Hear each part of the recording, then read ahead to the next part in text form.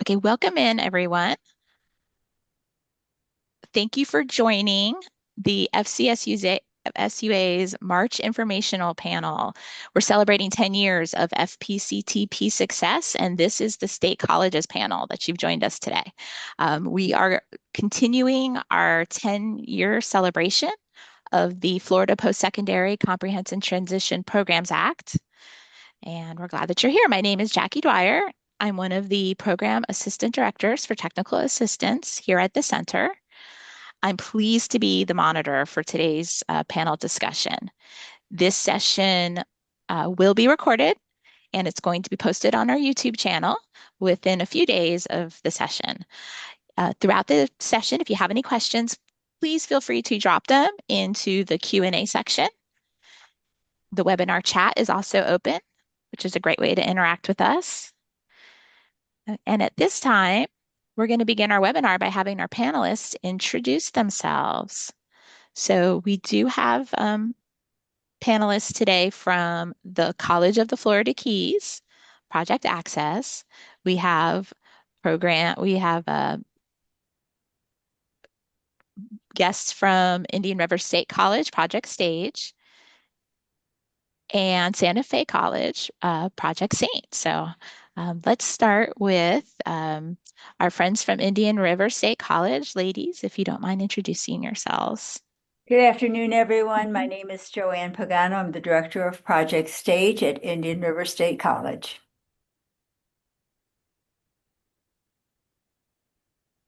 Hi, everyone. My name is Paige Jerome, and I am our program coordinator for Project Stage with Joanne at Indian River State College. I'm happy to be here. Great, thanks, Paige and Joanne, and our friends from the Florida Keys, the College of the Florida Keys. Hi, my name's Stephanie, and I am the program coordinator here at the College of the Florida Keys, our Project Access. Hello, my name is Carla Malsheimer. I am the Executive Director of Enrollment Management at the College of the Florida Keys. However, I was the creator of Project Access back in 2011. Thank you. Thanks for being here, Carla, too. Right. So that actually, before we move to the first official question, so 2011 is when I hear the Florida Keys Project Access started. Joanne and Paige, what year did Project Stage start? 2000, we had to look back through the records because Mhm. there's been so much change in the program. The first, I think around 2017 or 18 was the best document I could get from a previous director. Wonderful. And I know we're still waiting for Linda from Santa Fe College. So when she pops in, and if Claudia and Drexler will keep me posted on that, let me know. We Okay, will. let's move on. Thanks. Okay, so let's first talk about looking back, best that you all can remember, what inspired the institution to develop an FPCTP on your campuses? So we'll go first with Carla, if you don't mind, since you were there at the beginning. So back in 2011, they weren't referred to as FPCTP programs. If I recall correctly, there was Project 10 that had gotten started. But at that time, I do not recall any Florida college system schools having a program. So within our school district here, there's a program, it's a transition program for kids that are 18 to 24. And the instructor of that program came out to the college and wanted to know if the students in the program could volunteer on campus. And we started with what we called Project Access College Thursdays. And they would volunteer on campus, and then we would do ceramics in the lab, or we learned how to be a safe swimmer in the pool. And from there, we started identifying students that were college ready. They just didn't know they were college ready. And that's kind of where it started. It started with a student, right? One student that we saw had this potential they didn't know that they had. And that one student helped us open the door to creating the program. That's awesome. Started with one student, right? Yep. Small and mighty way to start. Great. Okay, Joanne and Paige, will you share the same information? In 2000, I believe it was 2018, a very responsible lady by the name of Maria Partey, who was just retired from the St. Lucie School District, had seen a note about a program that was evolving at the state level for students that had unique abilities, as we call them. And she came to the college, from what I understand, to one of our deans, Donna Rivet, and spoke with her about possibly implementing this program that she had read about, which was FCSUA at Indian River State College. And after a long discussion and going back and forth between the school district and the college, they decided that this would be the best place to house this type of program. So she started it with 4 students, and they were students that were very disabled. And she continued to work with them to learn certain skills, necessary life skills. And that's what it was really initially all about, is life skills. And as time went on, it developed and morphed into a more specific program for teaching students all about job skills. And there was a transition in there. And of course, the biggest transition we had was COVID. We lost a year and a half with the students, and that was monumental. So we had to go back after COVID and start. I didn't start into the program until 2021. And that's when I came on board, and that's when I was specifically told that we had to move forward with career pathways for students.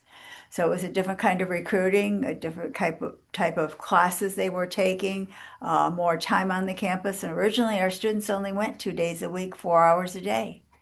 And now it's 4 days a week, 7 hours a day, 7 to 8 hours a day in most cases. So a big difference. We've grown a lot. We've made some monumental movements forwards. We've made, like all of us, we made mistakes, but we've learned from those mistakes, and we've moved forward with all of the programs that we begin to implement. It's a life skill class, yes, it is, but it's more about career pathways at this point. That is so fascinating. I love that. For one champion, 4 students, right? And how different the program is. I'm sure that um, kind of if you had that crystal ball, you would have probably never known that it was going to look the way it does now back at the beginning. I had no idea, but the Yeah. only thing I can honestly say is when we started, this program wouldn't be here today unless we had the assistance of Claudia, who was I'm going to absolutely change my instrumental. name. And then we also had Drew and Janice, who worked so hard with us to move our program forward. We're eminently grateful to them. Yeah. Hi, Awesome. Linda. There's Linda. We've got you, Linda. Hi, guys. I am That's so sorry. It's okay. And it's actually perfect timing. It's actually perfect Okay, timing. good, So good, good. you are in, and we Yeah, can introduce yourself and tell I, us about the start of the I, program. I So shall. And just so you know, I've been listening the whole time. I good. just couldn't get in as a panelist, but I've been listening. That was perfect So, timing. sincere apologies. So I am Linda Musillo, the not very adept at technology and still learning. Okay. I've been at Santa Fe for over 20 years. Our program was initiated in 2017, and that's Project Saint Student Access and Inclusion Together at Santa Fe College in Gainesville, Florida. Um, we are a either mostly 2 year and sometimes 1 year program. And I'll tell you, the next question was, how did we get started? Or what Yeah. prompted us to get started? Yeah. Okay. What inspired y'all? Yeah. So I was hired initially on a different grant, which was called the Adults with Disabilities Grant. So my entire tenure at Santa Fe, I've worked with folks with disabilities, and intellectual disabilities. That grant was lessened, and this grant came along, and it was a much better fit for what we wanted to do. And so we were already working with this population, but now on a new grant when this came along. Wonderful. Great. Okay. Let's get to this. So, next question is, what are some of the biggest challenges of being a pioneer in Florida post-secondary inclusive education world? Because I think all of these programs are definitely pioneer programs for certain. So, I don't think that's embellishing at all. So, let's see. Let's go backwards. If I can do, Linda, would you answer that question? Sure, All thank right, you. thanks. So I have a list here. So biggest challenges, I think initially making it clear who we were and what were about, so that there was clarity for the community and outreach to the community in general, right? Getting the word out, marketing, making it clear who we were and who we were not, was, I think, one of the biggest challenges. Creating a program from the ground up, even though you all gave us a wonderful amount of structure, and so did Think College, still we had to build that program and make it a Santa Fe program that made sense for us and that included all the elements that we wanted to include. And establishing clear criteria for acceptance and for satisfactory progress. So those are some of the key elements. But actually getting it to be accepted at Santa Fe was not a big deal, because again, we had already been working with a group of students with intellectual disabilities. Awesome. Okay, Carla and Stephanie, would you like to discuss the Florida Keys Project Access challenges and whatnot? Carly, you want to speak to the history portion? I know one of the issues early on was how to get some of the courses through the state and get them approved. And that was a big hurdle um, in the startup of the program. Yeah, I would agree. I think the biggest challenge for us was, um, well, I guess it was also a blessing, right? There was nothing to tell us what we could or could not do, right? So there weren't other programs really to compare to. Um, it was all trial and error, like let's try this, and having students that were willing and parents that were willing to let us learn as we went along. When we first started out, our classes were non-credit classes. They didn't exist with the statewide course numbering system in the state of Florida. So we taught classes that we felt in the non-credit world would benefit students on transitioning into becoming an adult. We did that for, I want to say like 2 years. And then eventually we ended up getting credit classes in, I believe, 2016. And at the same time, we also got approval to give out financial aid. Before that, there were students were paying out of pocket, or we had to find creative ways to voluntarily teach the classes to have no cost to the students because there wasn't anything in place, right? The Center for Students with Unique Abilities didn't exist. A lot of Senate bills that got passed back then didn't exist. So I would say that was the biggest challenge. It was finding who you were going to put on your team, right? You had to find people that saw your vision and saw what you saw in these students and put them on your team, whether they were a registrar or they were in financial aid and they were going to help you fill the paperwork out. That those were the biggest challenges because we didn't have anything to compare it to back then. But if I would just say anybody who's in a similar situation where it's a challenge, you're trying to do something new that no one's heard of before, find the people that will rally with you and that see what you see, and they will help you get to where you need to be. That is fantastic advice, right? Look for your team, look for your champions. Now, here's a question, a follow-up question. I know that your program has dorm living. Was it dorm living the whole time, right from the get-go? No, okay. So that was No, added. Yeah. we didn't even have dorms when we first Okay. started the program. They were brand new, and we Mhm. didn't implement students living in the dorms until I believe probably 5 or 6 years after the program started. Okay.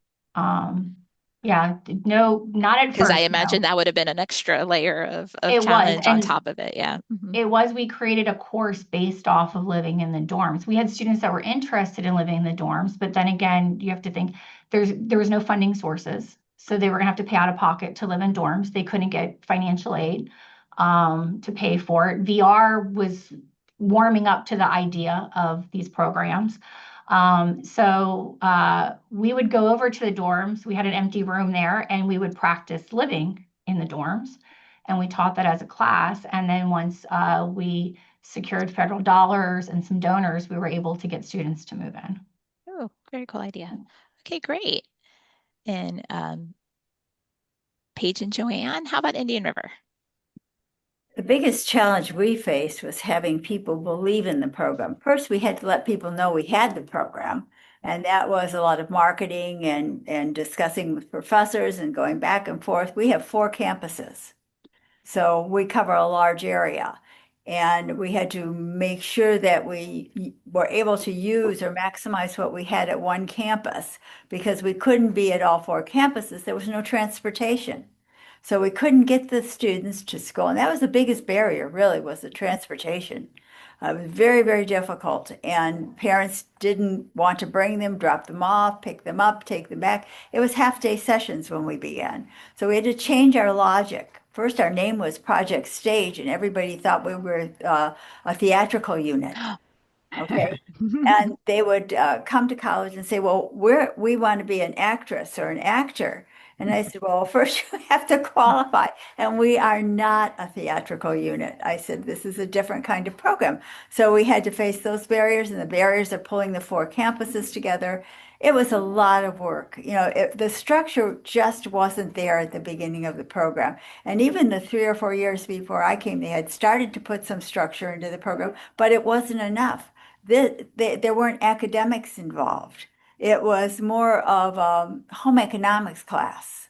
And they would come and they would learn those necessary life skills, but there would be nothing that would lead them to employment. And that was the biggest downfall we had in the program. So you have to build your program from the base up, and it's not easy because you have to inform the deans, the presidents, the board of directors, and everybody in the community, and you're constantly marketing. And we have our own radio station and we market there. We market wherever we can market. We continue to. We go to churches to market. I send certain ministers and priests information about the program. And then I also I've gone to judges because they think that they may have an applicant that may be good for us. And in that legal system, there often are applicants that could fit into our programs. So consequently, that was the biggest challenge, just letting people know who you are and what you are. Wow.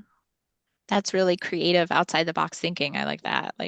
And all three of you have said like it's kind of like starting with a blank page. You are literally the pioneers. So, building it from there. And now it's just nice to see like the network. And as from my experience, when I am talking to families, I always lead with the phrase, every program is different. And that's what I'm hearing you all say. Like every program is very unique and very um, suited to the areas that you're in, the type of offerings you have, where you are on your journeys are all different. So yeah, it's good stuff. Okay, let's see. What do we have next? So, impact of having the programs at your institutions. And we were thinking in terms, I mean, just everything, talking about, how it affects faculty wide across your campuses, how it affects the communities that you're in. So, let's see. We'll go to Linda. Sure. I just wrote down Yeah. it's a win-win-win. I love that. I love So it. so It's one of it's my favorite phrases. right, yeah. So I mean, I can't tell you how many times I've had professors say, "Wow, the impact of having this student in this class is amazing." The revelation for other students about this student, the acceptance, the embracing of this student, the appreciation of this student, and that professor's realization that this student has the same abilities or similar abilities to the other students in the class and can do this, right? So it's a revelation for the professor, it's a revelation for the other students. It's a win all the way around for the student, him or herself. So I'm talking here often about audits that we do. That's one aspect of our program. Um, our students intern on campus. They're interning all over the campus, and I get the same kind of reaction from the managers, the supervisors over our students who say, wow, this is just astounding what this student is able to do. And they're so appreciative of the unique abilities of our students, right? Um, employers. So I mean, on and on it goes. So we feel that the impact, our students also have to join clubs. That's one of our requirements. And so they're there with all the other students at Santa Fe joining clubs, right? And again, the impact and appreciation there of the other students, of our students. The other day, there was an event on campus. We have lots and lots of events on campus where it was a medieval fair, I think, and the students were going up on the stage, you know, dressed up in their medieval garb and singing on the stage, and our students were going up there and getting huge applause and accolades and appreciation, you know, with everybody else, right? With everybody else. So that's why I say it's a complete win all the way around. It's really transformative for the student, for the family, for the professors, for the other students on campus. Yeah, I love that. I did, of all the programs, I did get to see your program during like an actual school week and all of that. And the one thing I noticed is how just like how much love there is. Like, you know, the students are getting high fives in the breezeway and they're being greeted. Everybody knows them. Everybody They're knows them. definitely, yeah. Yeah, Hmm. and one thing I want to say that because I may not get to it later, but that Yeah, is pertinent we have here time. is that we very much use mentors in our program. We have right now we have 6 mentors who are Santa Fe full-time Santa Fe students who work part-time for us. And it's a team of mentors. So it's not a pure one-on-one in our case. We really like a model where a team of mentors can work with one student at various times during the day doing different activities. It's a win for them, right? So those mentors, it's amazing what they learn with this job experience working with our students. The impact that it has on them is really astounding, and lots of them have told me, "Oh, this has changed my life. I'm going into this field in some way because of this experience." So it's a win for them as well. That's great. Impact. Fantastic. And yeah, actually, that actually was the perfect time to talk about peer mentors as well. Okay, Joanne and Paige, how about um, Project Stage? Paige, do you want to Yeah, start or you want? sure. Yeah, I'm happy to start. When Joanne and I talked about this, we really feel like with the evolution of how Project Stage began and where we are now, continuously always growing and learning, that it's really been a symbol of unity. I feel like Project Stage has unified our students and other students, similar to what was just mentioned, as far as they're all involved at the same time and people are cheering them on. This year we launched Unified Sports, and that was just a huge across campus integration from departments to the softball team, other teams, coaches.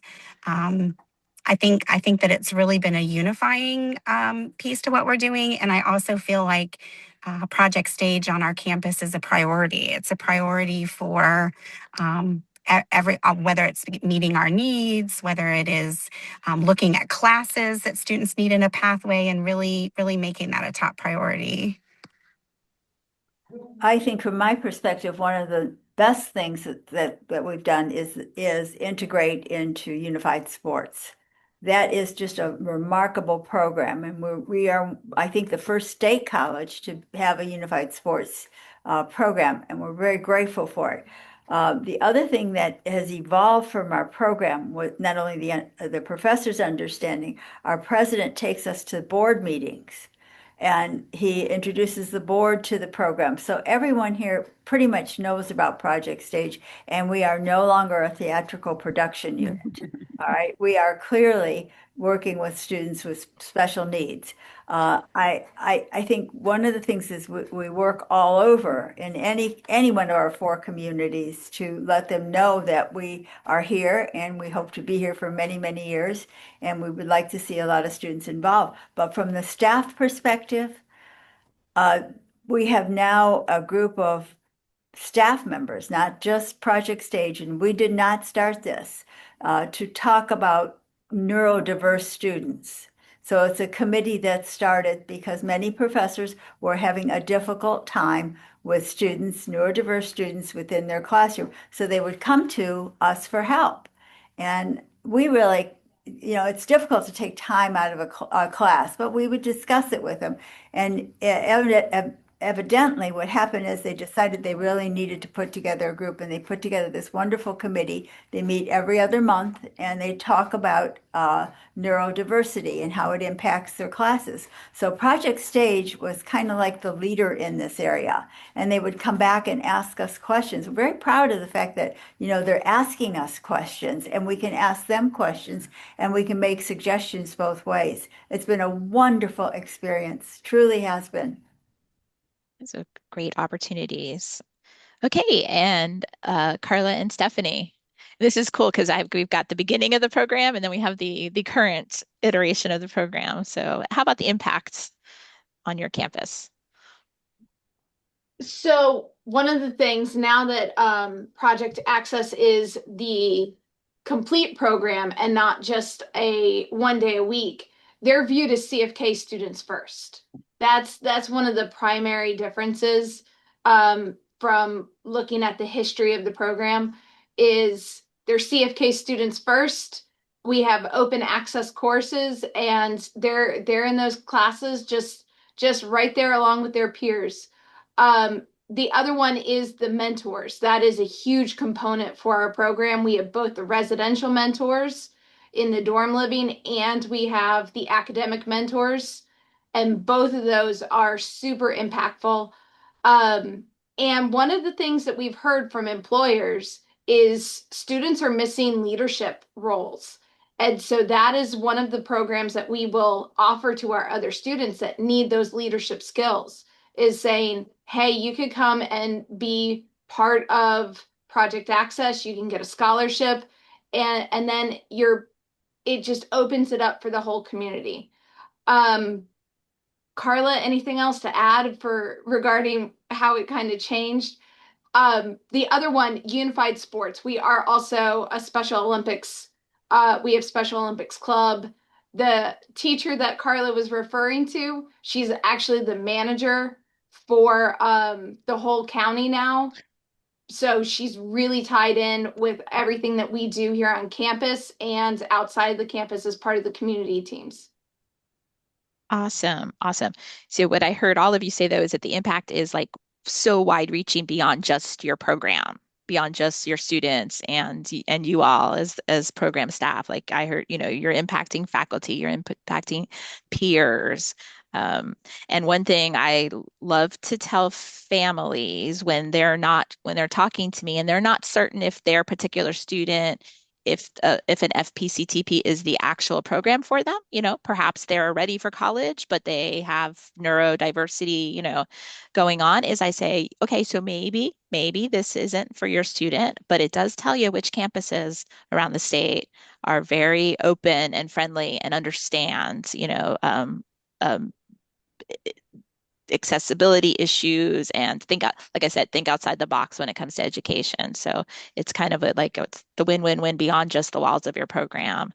It pours out into the rest of the campus. So excellent. Okay, we're doing great on time, by the way, just so you know. And next question up is key lessons. And I did have this as a two separate question, so feel free to elaborate and take your time on this. What key lessons have been learned?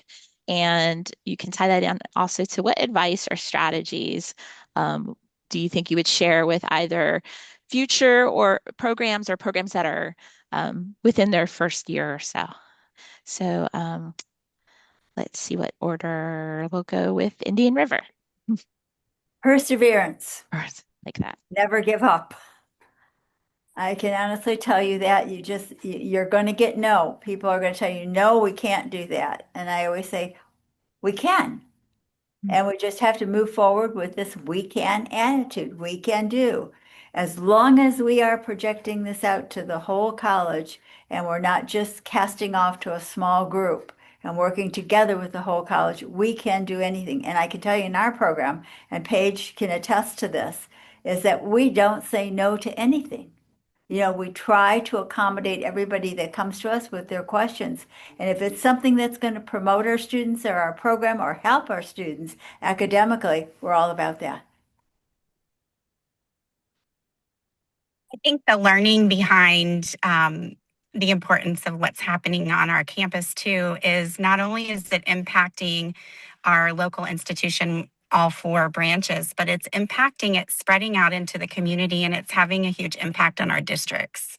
So I think when we're thinking about how we've evolved and grown, even grown to scale what we did, you'll be able to see how our numbers have really significantly changed. And we have a lot more students. So just what does that careful planning look like?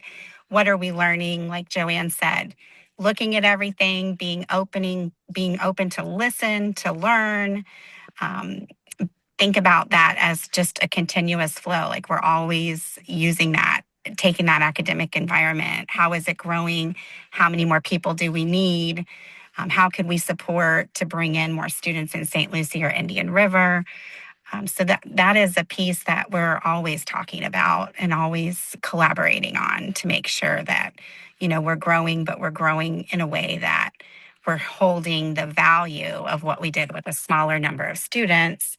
And now we're able to replicate that with larger because, that takes a different level of thinking as well, I feel like. Excellent. Okay, Stephanie and Carla, key lessons, advice, and strategies.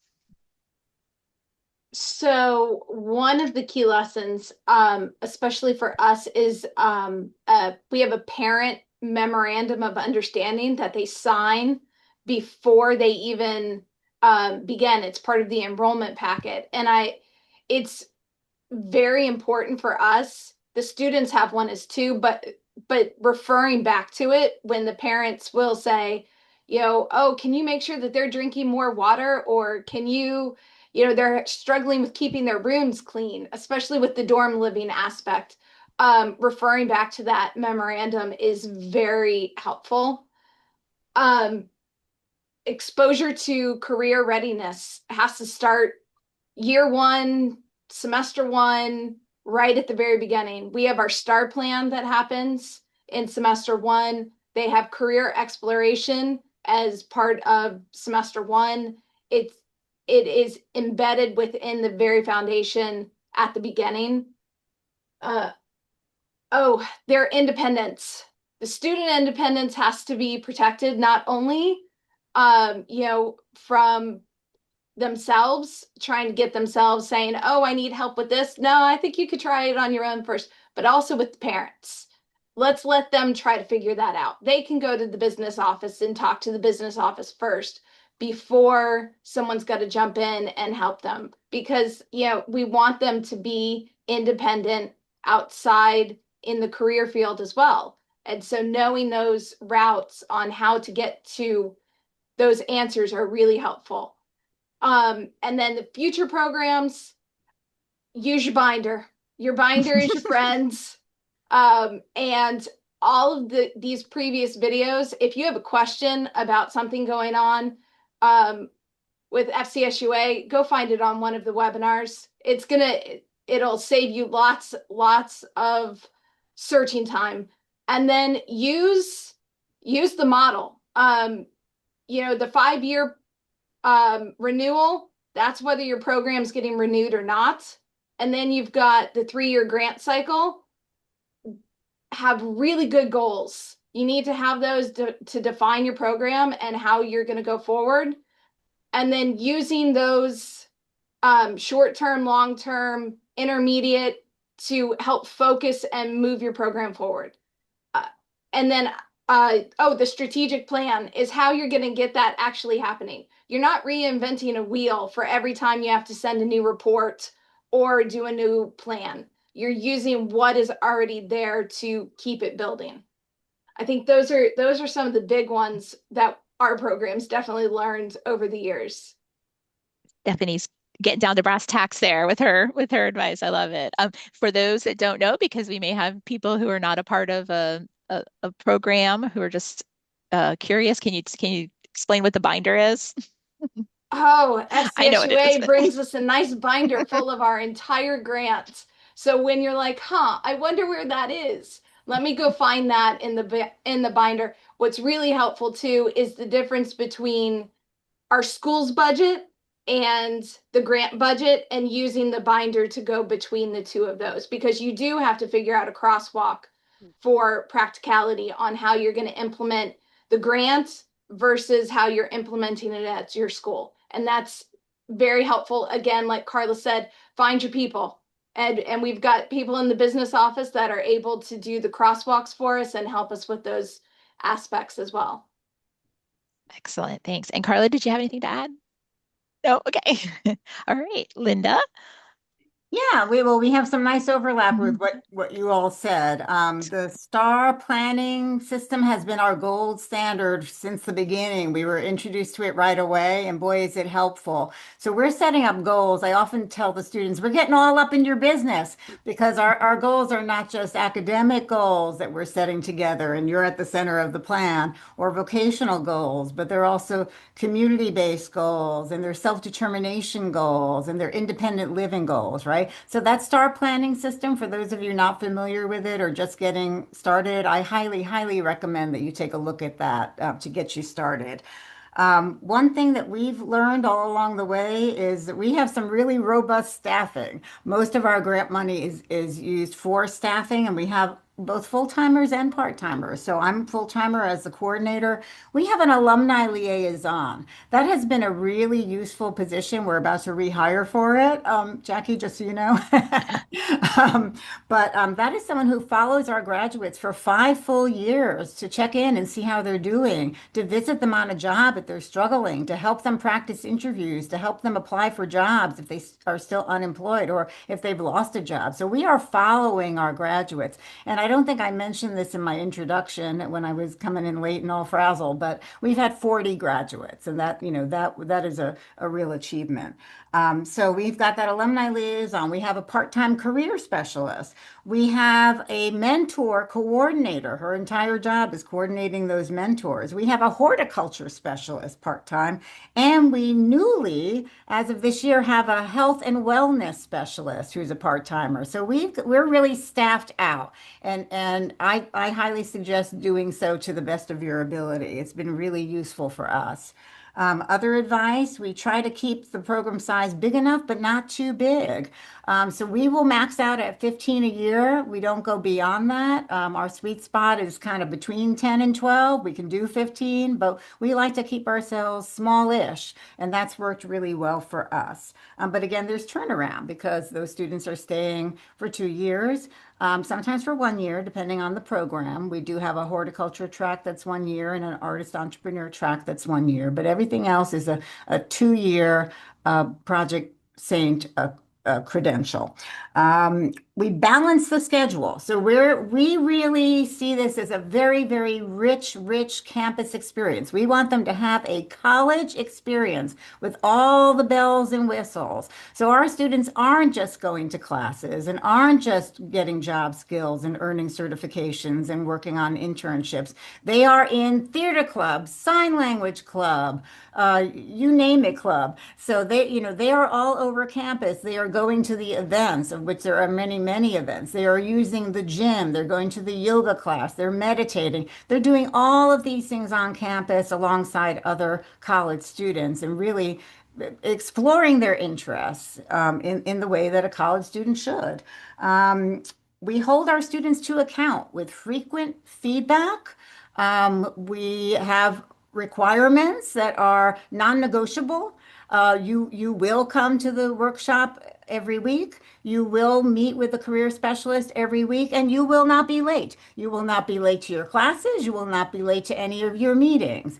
You will submit an assignment each month for the workshop. You're either going to show us that you're cooking or that you're learning a new chore at home, or a new skill or hobby. You're reading a book, right? You're going to submit those assignments and you're going to submit them on time using the Canvas course system. You are going to show us that you are digitally literate because we're requiring you to take a course in digital literacy. You're going to earn at least one professionally recognized certification before the end of Project SANE. So lots of requirements, but within those requirements, there's a lot of fluidity. You're interested in this club, you're interested in that club, you're going to fencing, right? So it, everyone's program is somewhat different and somewhat the same because certain things are absolutely required of them. And we give that frequent feedback. So if someone is not meeting the mark, we will have meetings, we will have contracts, we will have discussions about what needs to change, what needs to fix in order for them to meet the standard that is required for all of those things, for attendance, for attention, for participation, etc. Um, I think those are some of my key points. I agree with keeping parents in the loop, but keeping students at the center. And again, our mentorship is the heart and soul of our program. I highly, highly recommend that you have a team of mentors at your disposal. And last but not leastly, celebrate the achievements, invite the community in. So all of our students create a Wix portfolio that highlights all of their achievements, certifications, things they did on campus. And they present that at a graduation celebration to which our president of the college always comes. They also walk at graduation, so we celebrate them. They also have a final project that they submit and present at the graduation. So there's a lot of opportunity for them to be celebrated all during and at the end Oh, yeah. with a big finale. Oh, I love it. Like wonderful and really solid advice from all of our panelists. So thank you. Looking at, we actually are just a couple minutes ahead of time. So let me open up to you all. Is there anything that I didn't ask or that you didn't get a chance to share, brag? Um, Anything else you'd like to share? I remembered something after you Yeah, said that, and it I always have happens. to brag because I know she's on here somewhere listening. One of the impacts for the institution was last year it was nationally recognized, not just at the state level, but a national recognition through the partnership with the National Retail Federation. And Dr. Medic, who's our full-time faculty member for the program, has done an amazing job and using that program to integrate it within the year one coursework. Awesome. Thank you for that. Anybody else would like to share a little something else? You all are wonderful. Okay, so uh, we're going to do things. So this is, now I'm speaking to our attendees out in the crowd. Your feedback is very important to us. So I'm going to ask, we're not quite done yet, but I'm going to ask you all to just click on the link that's going to pop up in the chat or go ahead and scan on your phone or iPad and just go ahead and fill out that survey for us. We're doing things a little bit backwards. I'm going to give you all like 2 minutes because it's really short to go ahead and do that before I check for questions from the crowd.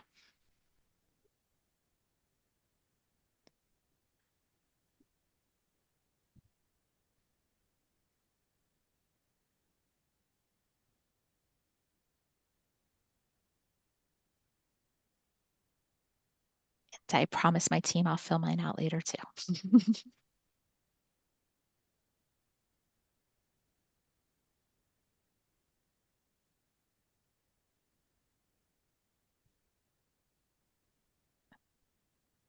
I give you all just another minute.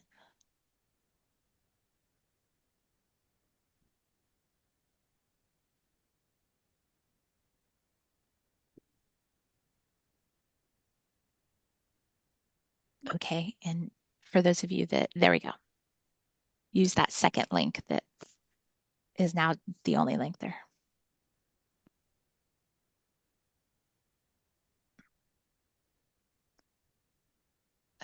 Okay, almost ready to move on. Okay, and while you all are finishing up those surveys, were there any questions, comments that came up in the Q&A, Claudia and Drexler, for our panelists? There was a question, but Carla and Stephanie answered the question, Okay. but I can read it aloud. It was Linda Russell was asking about what for credits courses are currently offered. I'm assuming it says for the College of the Florida Keys, and how has that evolved? And we have, so in the answer we have a list of the courses that are offered at the College of the Florida Keys. So thank you, Carla and Stephanie, for answering that. Okay, thank you.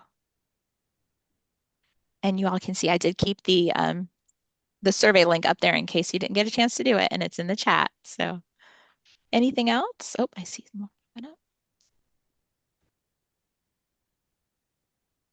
Oh, you're very welcome, Lindy.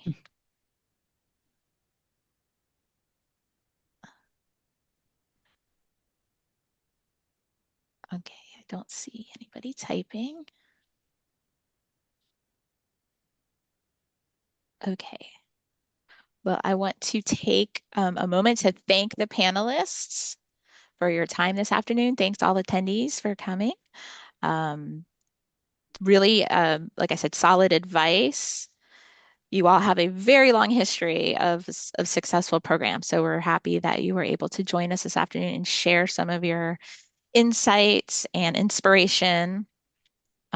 It definitely, as myself, as somebody new on this team, I love learning from you all and getting out to your campuses and meeting your students and be seeing the how hard everybody's working and how far your programs are. You know, your programs are so well established and it's very obvious. So thank you for your time, everybody. And